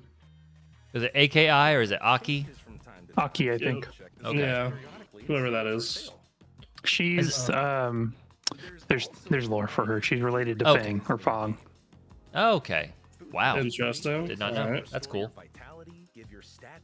Um, They're showing it in the stream right now. They're selling you food. Get your food and get some temporary boosts. You know there's totally going to be microtransactions for that shit. Oh, yeah. Oh, yeah. It's like ramen in Final Fantasy 15. Yep. Mm-hmm. Yep. So funny. So... Yeah, I'm excited. I think what they're doing with World Tour for people who are more single player oriented or at least not as competitive, like I think it's such a good move, and I'm so excited to check it out. I think for the overall health of the game, it's brilliant. Yep. Like that's if I'm being like, I think for me and other people who play like playing online, like getting in there, like it is what it is, whatever. No, it's useless for you guys. But other than like finding out lore for characters you care about, probably. Yeah. Well, and even then, like the single player mode is what brings in new people to the fighting game genre, right? Well, and that's what they do with this is they, in order to complete it, you go and learn under each fighter, and so it's a really fun way for you to try out everyone. This is exactly the kind of experience you want, and it's new and different. Like I think this is so cool. And then you have the those character like tutorial specific things like in the training mode, like that's really cool. I think that the hard part is you basically have to trick people into learning, so when they go online they just don't get fucking annihilated. Exactly. You know, because like, and to be fair, like the ranking system helps with that, but even then you'll have your placement matches where, I mean, yeah, you might get your shit rocked. Right. You know, so the that's the I guess the biggest thing is like, okay, we need to make sure people during their placement matches don't get their shit rocked, and also that these tutorials and everything are, and guides and all this other shit are incredible. Or alternatively, like this World Tour drives into you like, hey, getting your shit rocked is okay. Like you just gotta. I think that part is going to be the hardest thing to... It is. It's the main reason. Like, people like to have this conversation about what keeps people from getting the fighting games, and it's literally just this one bit. It's you have to teach the mindset, and it's not easily gained. Yeah, you have to be like, hey, taking L's is okay as long as you're learning from those L's, or you can just have fun getting those L's because you're playing the game is mechanically fun. Like, you know, like when I'm practicing a new combo, it may not be like, oh, well, I didn't win, but hey, I landed that combo and that was the point. So, fuck it, I don't care. Yeah. And I think training that mindset is really hard for a lot of people. It is. It absolutely is. And so, you know, I don't know how well this will do that, or if it will just be like, they're not expecting you to really... They're not expecting most people probably to go into rank from this. I wonder if this will be just the gameplay for a lot of people. This is just what the game is. I mean, yeah, that very well could be, because, like, I think back, and this is kind of a different thing, but I think back to, like, my time with fighting games before online existed. And, yeah, I would just play arcade mode and play against my dad, and then I would attempt to play against my friends, but most of my friends didn't play as much as me or weren't as good, so that would ended kind of quickly. Right. Yeah, you get into that zone where like you're too good for your friend group, but you're not good enough to really do well in majors. Yes, in tournaments. Yeah, it's a shitty place to be in. That's where we live. Yep. You know, so unless you get Mortal Kombat Deception, you got the single player, you got chess. I mean, I own that game. It sucks that it's not backwards compatible with any of the Xbox consoles. So it does suck. If I ever want to play it again, I have to go find an original Xbox. But I do own it. Yeah. I actually own the collector's edition. Yeah. Well, aren't you fancy? I am. So yeah, I have high hopes for this. Yeah. I think it's really, really cool. I think that it seems like it's the most effort put into doing this. Because you know, I love a lot of my favorite fighting games, but a lot of my favorite, you know, they half-ass tutorials constantly. Yep. Like they really do. You know, like you know, you look at the Dragon Ball tutorials are like what I defined at the time as like, yeah, this is okay. It gets the job done. You know, like if you go in with Goku, it'll teach you how to do the bread and butter, and it has a demo thing, but it doesn't actually teach you how to play worth a shit, Right. or the concepts, or even the mindset. And then, you know, who else? And then I'm just like trying to think about other, like Street Fighter V did nothing. Street Fighter V was like, no, fuck you. You're on your own. Here you go, getting ranked. Good luck. Yeah, like Street Fighter V didn't even tell you that like there is something beyond this really bad arcade mode and ranked. You know, one thing that surprised me about Street Fighter 6 is that I thought the commentary mode would be really stupid. Okay. And? But I love it. I mean, It is so exciting. Okay. Huh. All right then. I never would have guessed. Yeah, and like every time they talk about it, I'm like, this is the fucking stupidest idea I've ever heard of. And then I turned it on and was like, okay, all right, okay. I'm kind of vibing. Okay. This is good. I feel it, yeah. Do you think new players could learn from hearing that commentary, like calling out certain things? I think so, because the commentators, when you do something right, so like if you're throwing out fireballs with Ryu and trying to zone with Ryu, right, they will tell you, they'll say things like interesting choice for a fireball there, or this is the perfect range to throw a fireball, or his opponent is stuck like in this animation, so he's throwing fireballs to keep him locked down when he can't jump over them. They say things like that in a more concise manner. But I think if you cue into those things, they'll definitely help you improve your gameplay. Interesting. Yeah, like I think the hard part is going to be that part that you mentioned there is like understanding that, I guess, is the best way to put it. Yeah. But we are in the YouTube era now, deep in it. Right. Like this is like reaching out quite a bit, and I think it's a good amount, but like YouTube content creators have to come in and fill in the rest of that gap. Yes, I definitely agree with that. I think that, and that to be fair, that's a lot better than what it was back in the day of like, oh hey, my friend James is way better at this game than me. I'm just gonna have to have him be my personal Street Fighter 4 tutor. Yep. Or even more back in the day, like you have to find someone who's really good at an arcade and is willing to work with you. A homie. Yeah. So all right, well. Man. Okay, well that was Street Fighter 6 continues to look awesome. We've got almost under a month until that game happens. Yeah. Super stoked. Super excited. Unfortunately, it's the same fucking day as Diablo. So I'm honestly gonna be I'm probably gonna do Street Fighter first. But depending on how fucked Diablo servers are, we'll see how long I stay in Street Fighter. Yeah, is the question. We'll see. I'm gonna be in it for a little bit here. Yep. So. Also, the demo doesn't have any online play. It's local play only. Right. But if you play it on PC, you can use Parsec to get around that kind of. Fantastic. Fair enough. All right. All right. Well, next up is, hey, you finished Dredge. I did, yeah. It's a fun fishing game. There's a plot twist at the end that I think is, as soon as it happens, you're like, oh shit, that makes sense. But I don't think they give you enough like tools to piece it together. I mean, there are hints that it's coming, but they kind of like push it at you, and you're like, oh. Okay, yeah, I get it now.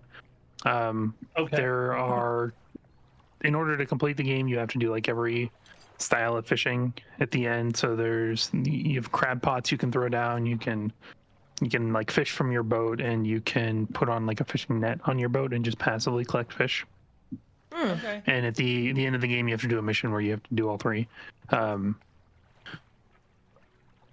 There are 2 endings to the game, and the nice thing about this is that it saves before you start one, and then it doesn't save while you are completing that or getting that ending. And it only takes like 5 minutes, so it's not a big deal.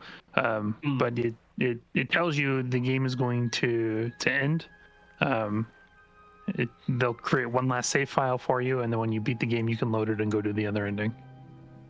Huh. Oh, okay. Interesting. Nice. Yeah, it's a fun. I really had fun with it.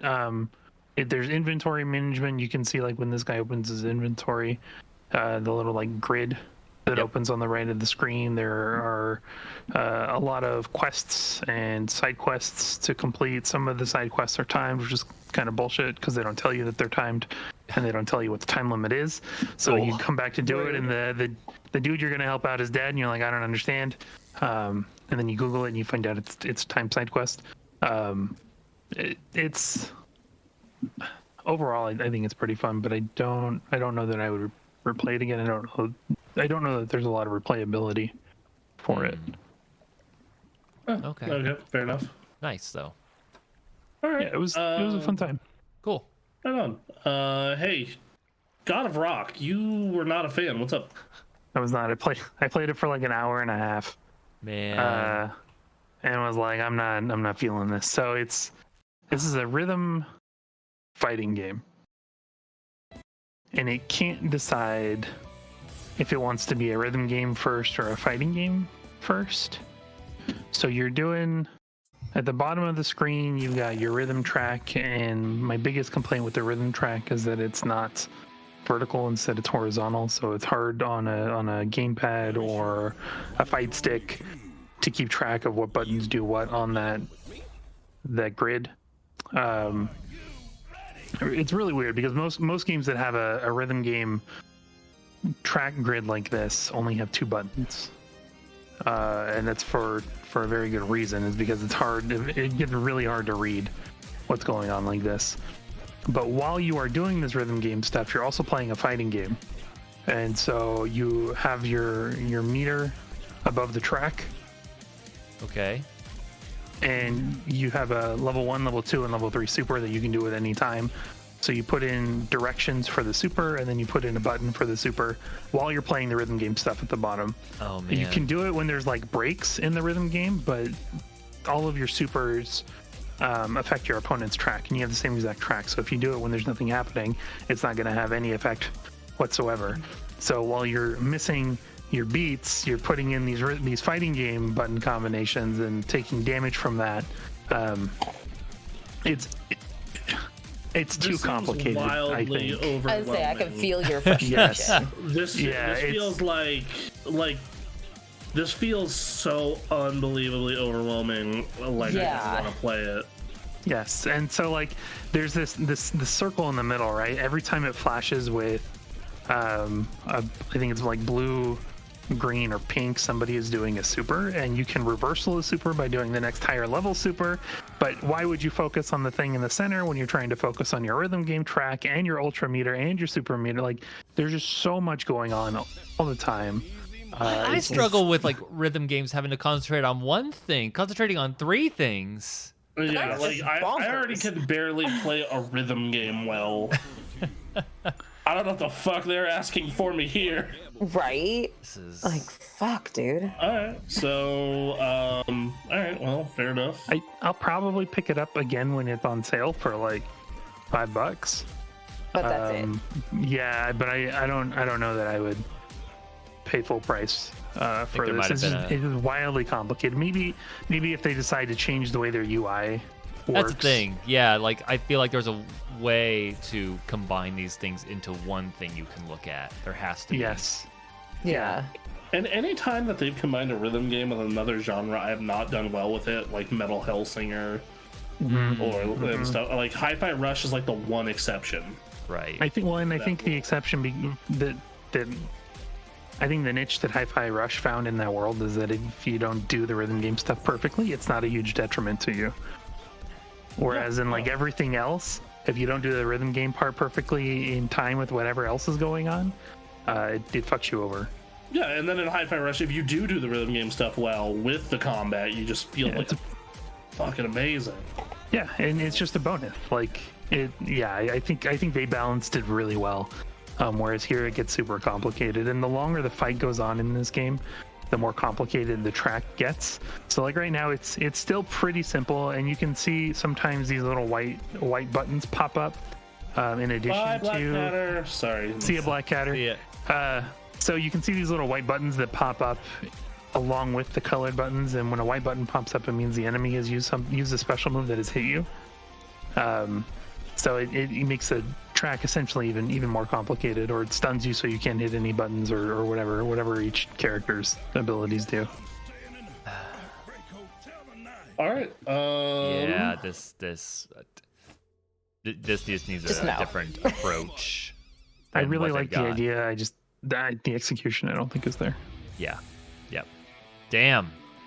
Neat idea. Yeah. Yeah, really neat idea. Okay. Fair enough. We're gonna zoom out here to get a glimpse of the cat before he jumps down. Oh, there we go. Okay. Oh, he's here. He's here. Oh my goodness. He's not happy about it, but he's here. Oh, hi, buddy. All right. Oh, that's a shame about God of Rock. Yeah, I was really looking forward to it. It just did not do it for me. So was I. All right. Okay. Well, next up is last of Just Games, Spiritfall. What's up? What's up with this? Yeah, so I think last time I was like, I don't know if I like it. I don't know if I want to keep playing it or return it or what. But the more I play it, the more I enjoy it. The more I find out about like the game's play system, the way the abilities work, the more fun I am having with the game. So it's a Super Smash Brothers inspired roguelike. Right. Okay, so yes, this is that game from last week. All right, yes. Yeah, and so like it's in early access. So right now there's only 3 weapons. You get this big hammer, you get a bunch of fists that are faster than the hammer, and then you have a bow and arrow.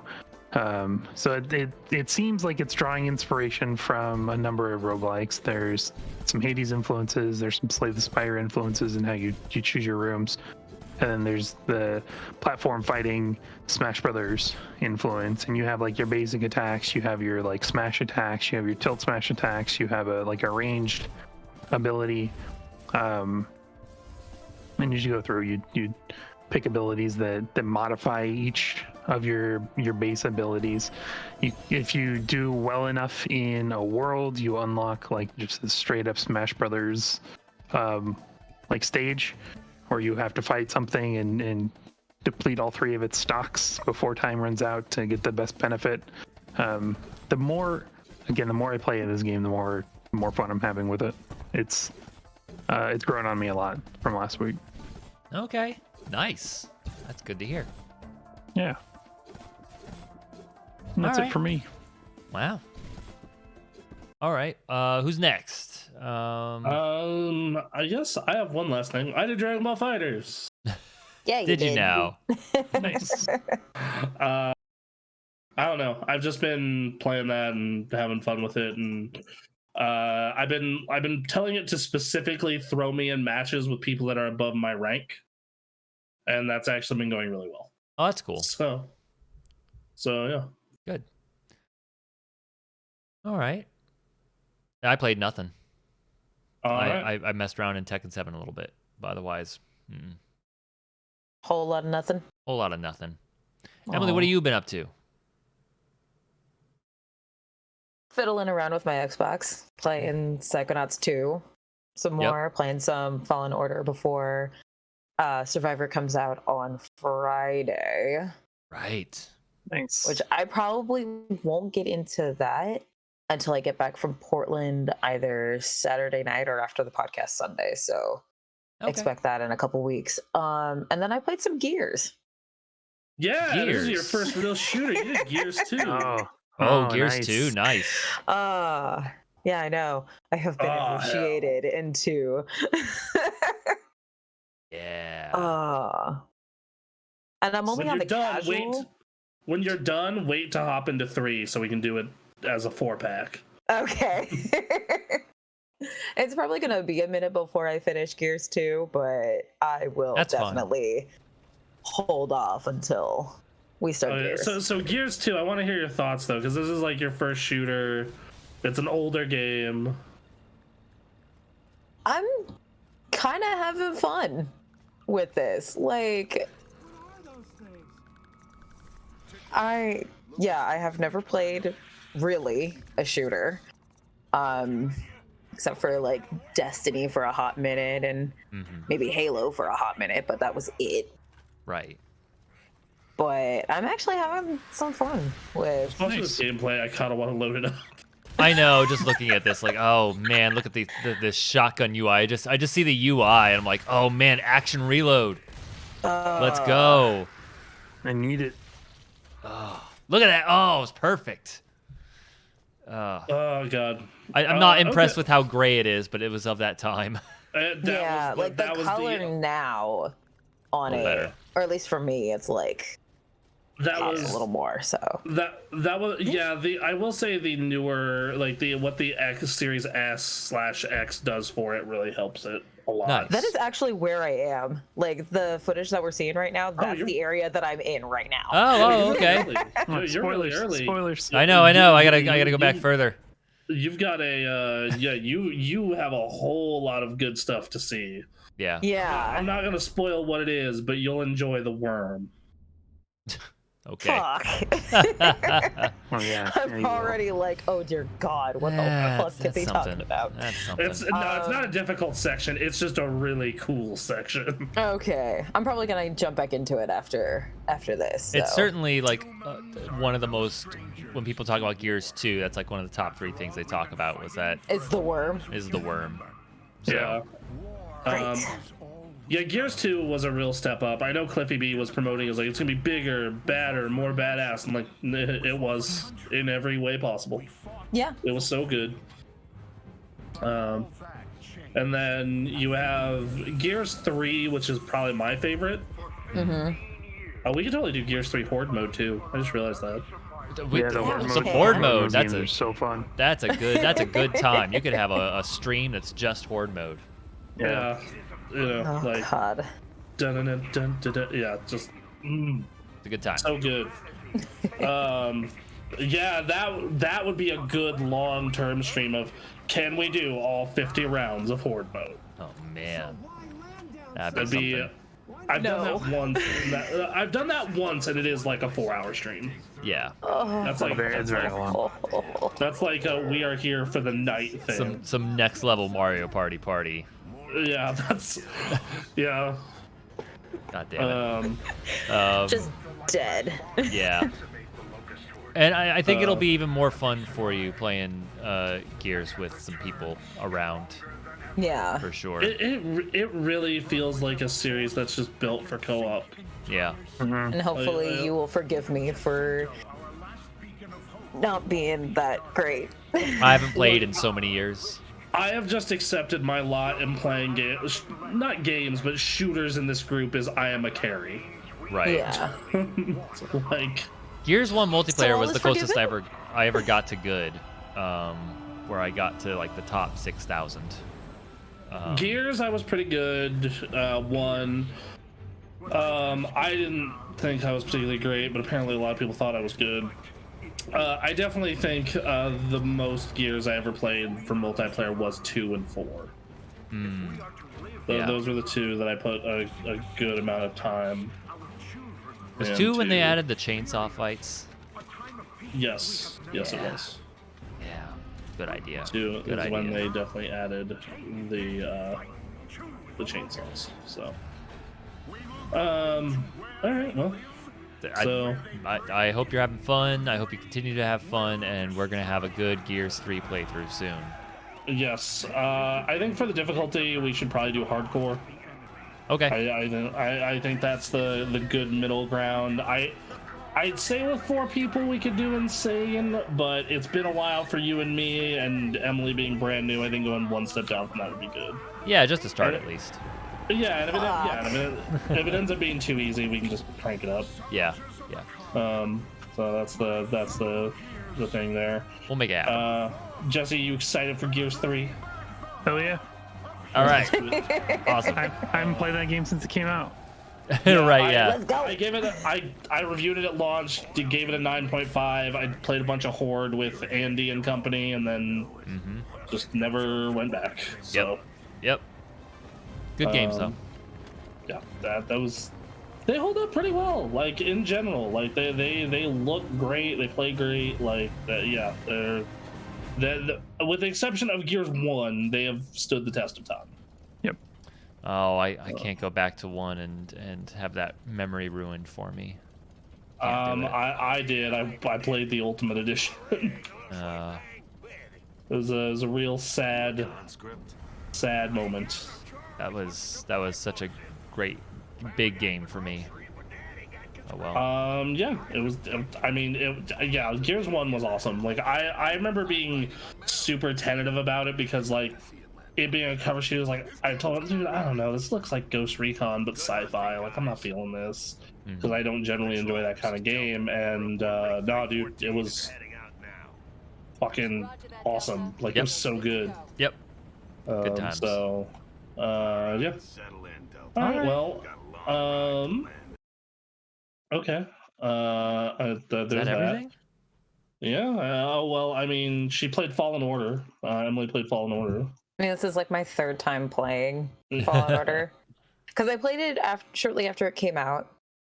I have it on my PS4 because it was Game of the Month. It was the PlayStation Plus Game of the Month for January. I forgot about that. And then I got it with my Series S from Gamekast just to refamiliarize myself with combat and gameplay before Jedi Survivor comes out on Friday. So, yeah, that'll be good. Yeah. Yeah, because I had a coworker who brought up like he's spending next weekend literally doing nothing but playing Fallen Order and Jedi Survivor. Damn. All right. All the homeboy is doing, and I'm just like, good for you, man. Sure. Do it up. So, all right. Yeah, I think that's it. I think that's the it day, for us. and we don't have anyone to raid this week, unfortunately.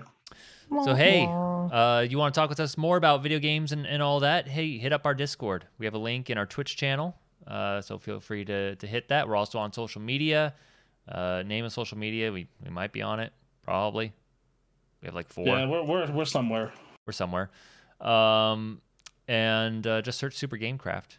We usually don't. Remember to sub. Give us a Don't forget subs and follows and all that fun stuff. Like buttons on YouTube. We're gonna upload this episode later onto YouTube. We're gonna upload the audio version onto your favorite podcast service.